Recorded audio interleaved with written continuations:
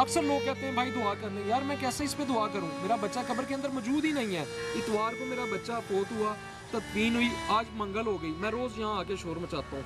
किसी ने मेरी आवाज़ सुन के मुझे कॉल करके ये नहीं कहा कि बेटा आप मुझे मसला बताएं। सर मेरे दिल में तो मैं क्या बताऊँ, मेरा बच्चा कौन ले गया, कौन मेरा बच्चे को खा गया, किधर चला गया मेरा बच्चा, मैं तो सर आपको बयान नहीं कर सकता। मेरी फीलिंग ख़त्म होती जा रही है। मैं डे बाय डे यहाँ आता हूँ, चीखता पुकारता हूँ, मेरी तो कोई आवाज़ ही सुनने को तैयार नहीं है। यकीन करें मेरे आंसू ख़त्म हो गए हैं, खुश्क हो गए हैं, मैं अब रो भी नहीं सकता यहाँ खड़ा होके। मैं आपको क्या बयान करूँ। तो ये सारी सिचुएशन जो है ना, सोशल मीडिया के थ्रू मेरी फैमिली को तो पता है, लेकिन मेरी बेगम को नहीं पता। लोग यहाँ पे मुझसे एक सवाल अक्सर पूछेंगे कि यार तुम्हारी बेगम को क्यों नहीं पता। डेली जो कंडीशन देखता हूँ ना, डे बाय डे वो वीक होती जा रही है। वो मैंने उसको कल परसों देखा, सब्जी काट रही थी, उसके हाथ ऐसे कांप रहे थे।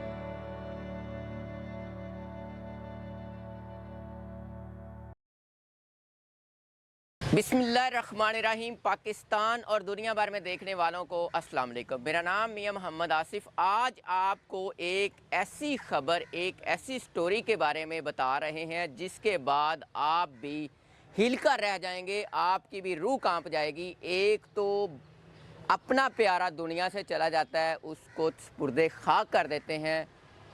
बहुत बड़ा दुख होता है कि हमारा प्यारा चला गया, अब दुनिया में वापस नहीं आएगा। और स्पुर्दे खाक करने के बाद वो गायब हो जाए कब्र से, तो फिर क्या इंसान पे गुजरती है। और जो बेटा बच्चा छोटा सा, जिसके नाज नखरे अभी उठाने हों, और वो दुनिया से चला जाए और फिर कब्र से गायब हो जाए, तो माँ बाप पे क्या गुजरती है। नाज़रीन, ये बच्चे की कब्र है।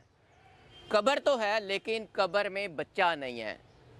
माँ बाप ने, रिश्तेदारों ने बच्चे को कब्र में उतारा, तदफीन की, मगर अब बच्चा गायब है। कहाँ गया, कौन लेके गया, और ख़ाली कब्र है। इससे पहले तो आपने ये सुना होगा कि हर कब्र में कोई ना कोई किसी का प्यारा है, मगर इस कब्र में वो प्यारा नहीं है जिसको स्पुर्दे खाक करके गए थे। मेरे साथ बच्चे के वालिद साहब मौजूद हैं, इनसे जानेंगे कि ये मामला कैसे हुआ, इनको कैसे पता चला। अस्सलाम वालेकुम जी। वालेकुम सलाम। आपका बच्चा कब्र से गायब हो गया? जी सर, कब्र से गायब हुआ मेरा बच्चा। कैसे हुआ? सर मेरे दिल में तो मैं क्या बताऊं, मेरा बच्चा कौन ले गया, कौन मेरा बच्चे को खा गया, किधर चला गया मेरा बच्चा, मैं तो सर आपको बयान नहीं कर सकता। मेरी फीलिंग ख़त्म होती जा रही है। मैं डे बाय डे यहाँ आता हूँ, चीखता पुकारता हूँ, मेरी तो कोई आवाज़ ही सुनने को तैयार नहीं है। तो मेरा बच्चा कहाँ चला गया, मुझे मेरा बच्चा ला के दिया जाए, जहाँ से भी ला के दिया जाए, मेरे बच्चे की को रिकवर करें, ये पुलिस करे रिकवर, यहाँ की इंतज़ामिया करके दे, मुझे मेरा बच्चा ला के दिया आपको जाए। क्या लगता है कि बच्चा कौन ले जा सकता है, किस मकसद के लिए ले जा सकता है? कोई दिल में ख्याल आता है, कोई सुनी सुनाई बात होती है कि यार इस तरह बच्चे सर मेरे किस लिए ले जाए? में तो मैं जितने दिन से आ रहा हूँ, मुझे तो हज़ारों बातें सुनाई गई हैं।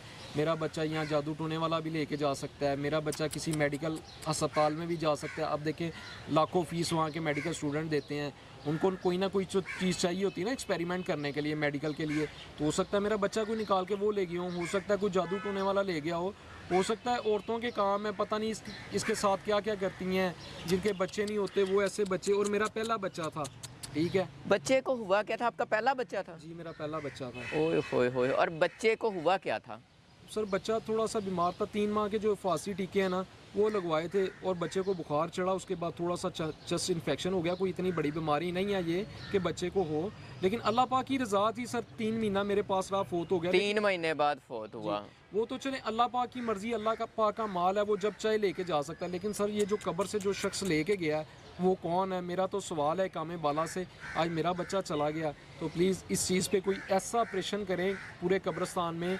और यहाँ पे सर आप यहाँ की इंतज़ामिया देखें, मुझे बताया गया पूरा मियानी साहब कब्रिस्तान देखें, एशिया का, पाकिस्तान का नहीं, एशिया का सबसे बड़ा कब्रिस्तान है। यहाँ 16 सिक्योरिटी गार्ड हैं पूरे कब्रिस्तान के। और यहाँ इस अहाते में इन्होंने कोई अहाते डिवाइड किए हुए हैं कब्रिस्तान के कोई, और यहाँ 65 गोरखाना इस अहाते के। एक भी बंदा बगैर तनख्वाह के काम कर रहा है, एक भी बंदा सरकारी खाते में तनख्वाह नहीं ले रहा। सर ये कहाँ से अपना खर्चा पूरा करते हैं? डेली यहाँ 400-500 बंदा तो नहीं मरता जिनकी ये कब्र कुशाई करें उसकी, और कब्र खोदें, दफनाएं। यहाँ डेली 15, 16, 20, 25 लोग होते हैं इतने बड़े कब्रिस्तान में, तो इन लोगों का खर्चा कहाँ से पूरा होता है? अब मुझे तो सब पे शक है, इंतज़ामिया से लेके एक छोटे गोरकन तक मुझे सब पे शक है। ज़ाहिर बात है, आपका तो बच्चा गायब हुआ है, आपको तो हर बंदे पे शक है कि यार मेरा बच्चा कहाँ गया। ही है जो बच्चे की मैंने कब्र खुलने के बाद सिचुएशन देखी है कफन की, तो मेरा बच्चा को जानवर नहीं लेके जा सकता, और मेरे बच्चे को यहाँ से किडनैप किया गया, चोरी किया गया, अगवा किया गया यहाँ से कब्र के अंदर से मेरे बच्चे को। कब्र से बच्चे को अगवा कर लिया गया? जी सर। ये कब वाक़या हुआ, कैसे आपको पता चला, तदफीन के कितने दिन बाद हुआ? मेरा बच्चा इतवार को फोत हुआ था मगरिब के टाइम, तकरीबन मगरिब से थोड़ी देर बाद कर लें या कोई इतना टाइम कर लें। मेरा बच्चा जब फोत हुआ तो रात तकरीबन 12:30 बजे उसकी हमने तदफीन की है यहाँ पे। रात के 12:30 बजे। मेरा जिस दिन बच्चा फोत हुआ एक दिन पहले मेरा एक्सीडेंट हुआ था, तो जब मेरा बच्चा फोत हुआ ना, मेरे से चला भी नहीं था जा रहा। नेक्स्ट डे मुझे कुछ टांग में प्रॉब्लम थी, मैं कब्रिस्तान नहीं आ सका पीर वाले दिन। मैं जब मंगल वाले दिन आया हूँ ना सर, तो मैं देखा कि मेरे बच्चे की एक साइड से कब्र खुली हुई थी और कफन मेरे बच्चे का उधर बाहर पड़ा हुआ था। तो मैंने यहाँ जब सारी सिचुएशन देखी मैं बड़ा घबरा। कहाँ से कब्र खुली हुई थी और कहाँ पे कफन पड़ा हुआ था? अब तो माशाल्लाह कब्र इतनी खूबसूरत है, उस वक्त कब्र कच्ची थी। अच्छा। इस साइड से ये कॉर्नर जो है ना, इस साइड, अच्छा, इधर से? हाँ जी, इस साइड से कफन। कब्र कितनी खुली हुई थी? कब्र इतनी की खुली हुई थी कि मुझे यकीन था कि मेरा बच्चा निकाल के कोई लेके गया है। नहीं, जिसने निकाला है उसने पूरी कब्र नहीं खोदी? नहीं नहीं, एक कॉर्नर खोला है उसने। अच्छा। इनके कब्र सर गहराई नहीं है, इनकी गफलत इतनी है कि कब्र कम से कम 2.5 से 3 फीट गहरी हो। ये कब्र आप देखें 1.25 फीट गहरी है। जब कब्र दोबारा खुली तो मुझे अंदाज़ा हुआ ये तो कब्र की गहराई बहुत थोड़ी है। जब इनसे तफ्तीश की गई, इनसे पूछा गया, उन्होंने कहा जब आपने तदफीन की थी तब आपने कब्र नहीं देखी थी? सर मैं तो, मेरा बच्चा फोत हो गया, हम तो जब जनाजा लेके यहाँ पहुँचे, इन्होंने कहा कब्र आपके बच्चे की रेडी है। हाँ। हम यहाँ जब पहुँचे, अब मौका पे देखें बच्चा मेरे हाथ में है, कब्र की गहराई मुझे तो उसके बाद तो ये भी अंदाज़ा नहीं था कि मेरा बच्चा दफनाने के बाद निकल जाएगा। मुझे उम्मीद होती तो मैं उसको कहीं और दफना देता, कब्र गहरी करता। मुझे तो ये था यार मैं दफना के चला गया हूँ, मेरा बच्चा दफनाने के बाद सेफ है, किसने लेके जाना है। जब मेरा बच्चा कब्र से निकल गया, आज मुझे अंदाज़ा हुआ है कि मरने के बाद भी कब्र में इंसान सेफ नहीं है। अच्छा, इस साइड से सिर्फ उतनी जगह उन्होंने खोदी या उतनी जगह बनाई जहां से बच्चा आराम से निकाल सकते हैं? ऐसे ही है सर, पूरी कब्र नहीं खोदी। और उसके बाद फिर क्या हुआ, कफन कहाँ पड़ा? सर जब मैं आया हूँ तो मेरे बच्चे का कब्र ये साइड वाली कब्र के ऊपर पड़ा हुआ था। मैं 3-3:30 बजे आया, ये अभी भी आप आवाज़ शोर सुन रहे होंगे, यहाँ कोई दरबार पे काम कर रहे हैं या उसकी तोसीह कर रहे हैं। मैंने शोर मचाया, ये सारे गोरकन वगैरह वहाँ काम कर रहे हैं, वो फ़ौरन मेरे पास आए। एक शख्स ने ना बच्चे का कफन उठा के कब्र के अंदर उसने रखा, बाहर से उसको बंद किया। मुझे कहता व्यायाम ना कर, तेरा पुत्र विच ही है, टेंशन ना ले। मैं कहा यार एक दफ़ा हाथ पा के तो वेल है कब्र दे विच, शायद मेरा पुत्र हो। मुझे कहता हमें इजाज़त नहीं है कब्र में हाथ डालने की। उसके बाद यहाँ से उन्होंने वो दरबार का मसाला वगैरह वो ला के मेरे बच्चे की कब्र को ना दोबारा लेप बंद कर दिया। हाँ, और आपको कहा कि आपका बच्चा कब्र में ही है? कब्र में। मैं बाप था, मैं मुतमईन नहीं था कि मेरा बच्चा को कब्र के अंदर होगा। मैंने अपने दोस्त को, भाई को फ़ोन किया, वो मौका पे आ गया। उसने मुझे आने से पहले कहा 15 पे कॉल करो। मैंने 15 पे कॉल की तो मौका पे पुलिस भी आ गई, मेरा दोस्त, मेरा भाई भी आ गया। उसने मुझे बात जब पूछी कि यार क्या कहता है तू, मैंने कहा सर मेरा तो बच्चा कब्र से आया ही नहीं। उसने ना इनको प्रेशराइज़ किया, जो यहाँ मौजूद गोरकन थे, जो सिक्योरिटी गार्ड थे। उसके बाद इन्होंने ना साइड से एक ईंट खोली, 2 बंदों ने उसके बाद तस्दीक की कि भाई मेरा बच्चा कब्र के अंदर नहीं। उन्होंने हल्फन कसम खा के कहा कि भाई बच्चा कब्र के अंदर नहीं है। उसके बाद वो जो साहब खड़े थे मुजंग थाने के मौज़म साहब, मैंने उनको कहा सर कब्र को खोल के देख लेते हैं क्या मामला है। उन्होंने कहा बेटा ये जो काम है ना, ये मेरा काम नहीं, इसको कानूनी कार्रवाई के तहत पूरा करेंगे, कब्र कुशाई करवाएंगे, आप बेफिक्र हो जाओ। वो फिर हमें थाने ले गए, FIR काटी उन्होंने। अगले दिन इन्होंने मुझे इन्वेस्टिगेशन टीम के सामने पेश किया, उन्होंने सारा मेरा मौक़िफ़ सुना। मुझे फिर वो ले गए जज साहब के पास, उनसे उन्होंने अप्रूवल ली। अप्रूवल लेने के बाद जब कब्र खोली ना, तो कफन मेरे बच्चे का बाहर था। जब कब्र मेरी खुली ना, मैं अपने बच्चे को बड़े लाड प्यार से पहले सूट पहनाया था नहलाने के बाद, फिर उसके ऊपर कफन पहनाया था। जब कब्र खुली ना तो सूट मेरे बच्चे का अंदर था, और सूट की पोजीशन ये थी कि सूट उतारा गया है, फाड़ा नहीं गया। अगर कोई जानवर सर आप देखें, अगर जानवर कोई भी है वो आपने सूट पहनो, आपको नोचेगा तो सूट भी साथ फाड़ेगा ना। सूट एज इट इज़ वैसे ही था, सूट में कोई प्रॉब्लम नहीं थी। सूट जैसे किसी ने उतारा है, उतार के कब्र के अंदर फेंक दिया। कफन क्या उसने गफलत की, कफन बाहर फेंक गया, क्या मामला है मुझे तो अल्लाह ही बेहतर जानता है। उसके बाद जो सिचुएशन है, इंतज़ामिया है, ये सारे लोग हैं, इनको भी पता है। सूट जो आपने देखा वो कब्र के अंदर अभी भी है? नहीं सर, वो इन्वेस्टिगेशन टीम जो है अपने एविडेंस के लिए वो ले गई है अपने पास सूट। वही सूट था जो आपने पहनाया था? जी सर, सूट वही था, लेकिन कहीं से फटा नहीं था। ये मुझे कहते थे ये देखें जी इसको ब्लड लगा हुआ है, ये देखें जी इसको खून लगा हुआ है। सर वो जो ब्लड था, मेरा बच्चा जब फोत हुआ ना तो मेरी बेगम, मेरी सिस्टर उसको हॉस्पिटल ले गई। उन्होंने नालियाँ लगाई बच्चे के मुंह में, नाक में, फिर उसके बाद उसको इंजेक्शन लगाए और मुसलसल पम्प डाउन कर रहे थे कि हो सकता है दिल बंद हुआ है, दिल चल जाए।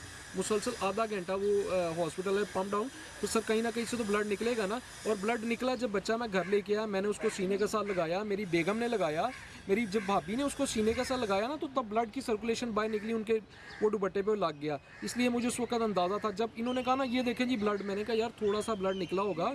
अगर जानवर सर आप देखिए उसको चीर फाड़ करता तो सारा कफन खून से भरा होता, मेरे बच्चे का सूट भरा होता, लेकिन ऐसा कोई एविडेंस नहीं था। जब कब्र कुशाई की गई, इन्वेस्टिगेशन टीम भी यहाँ मौजूद थी, या एडमन की टीम भी मौजूद थी, मैंने उनसे एक सवाल किया कि मुझे बताएं ये जानवर का काम है। इन्वेस्टिगेशन टीम की जो मैडम थी उन्होंने बशीर साहब को कहा, बशीर साहब ये जो काम है ना ये जानवर का नहीं है, ये किसी इंसान का काम है जो बच्चा कब्र से किडनैप करके ले गया, चोरी करके ले गया। और आज मैं एडमन के ऑफिस में गया हूँ, वो भी इस बात की तस्दीक नहीं कर रहे। वो मुझे सिर्फ एक ही बात कहते हैं, यार ये जानवर ले गया, यहाँ न्योले हैं, या बिल्ली हैं, या कुत्ते हैं।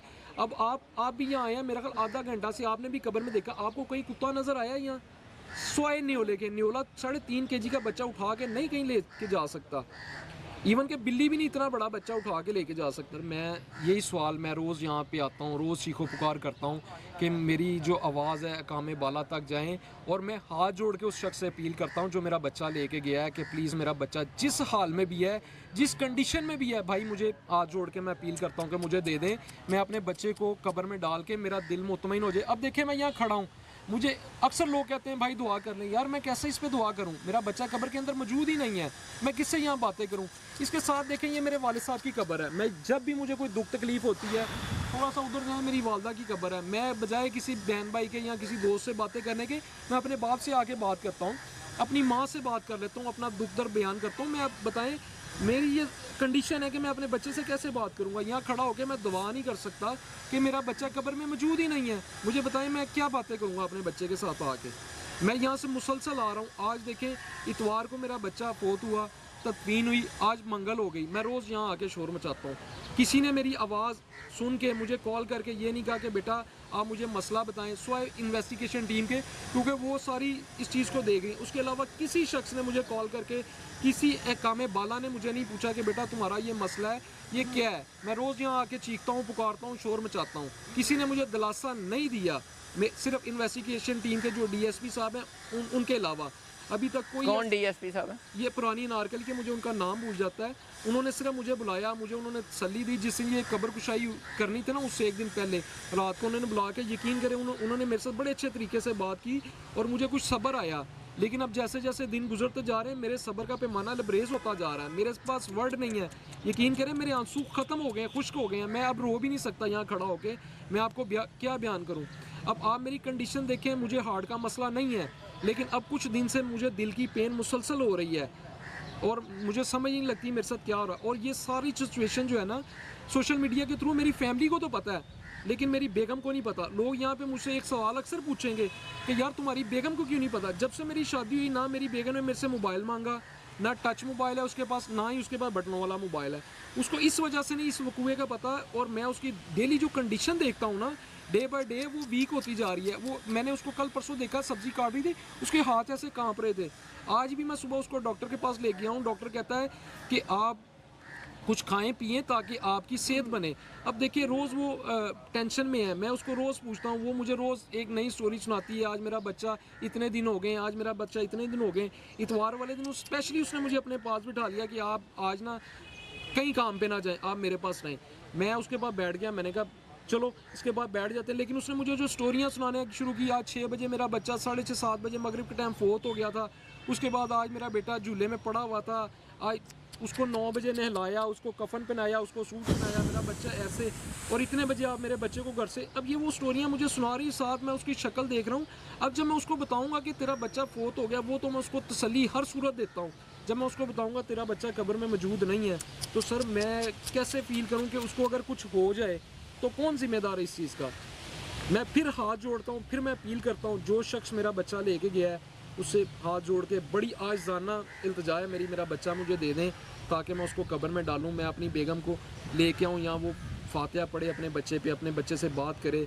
यकीन करें वो मुझे कल की बात है, मुझे कह रही थी कि मैंने अपने बच्चे को कहा था कि मैं आऊँगी तेरे पास, लेकिन मैं कब्रिस्तान नहीं जा सकी। मैंने आज अपने बच्चे को कह दिया है कि बेटा तू टेंशन ना ले, मैंने नहीं आना। अब देखें वो इस तरह की बातें करी, जब उसको पता चलेगा उसका बच्चा कब्र में नहीं है तो उस पर क्या गुजरेगी, मुझे बताएं। बहुत शुक्रिया नाज़रीन, ये वो वालिद हैं जो अपना दुख भी किसी को नहीं बता सकते कि मेरा बच्चा जिसको मैंने कब्र से उतारा, उससे बड़ा दुख था कि वो मेरे पास नहीं रहा, चला गया। और इससे भी बड़ा दुख है कि मेरे बच्चे को कब्र से कौन ले गया। अब इनके दुख का मदावा कैसे होगा, बच्चा इनको कौन वापस लौटाएगा और कौन ज़िम्मेदार है, इसका तो अभी तक इनको पता नहीं चल सका।